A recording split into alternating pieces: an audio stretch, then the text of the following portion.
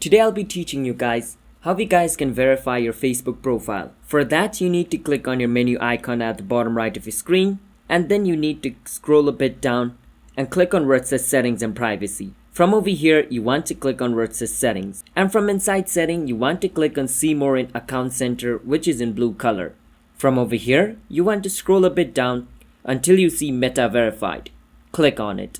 Once you do that, over here it says join the waitlist for Meta verification. So click on join waitlist. Once you click on join waitlist, it's going to join you in a waitlist. And after your turn will appear, Facebook will send you a notification.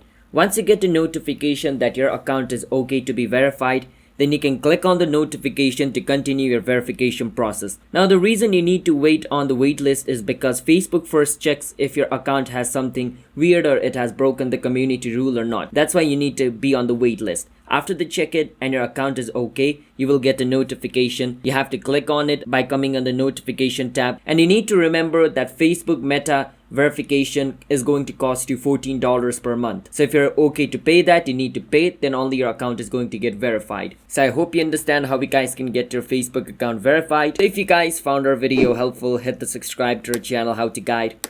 I'll see you guys next time.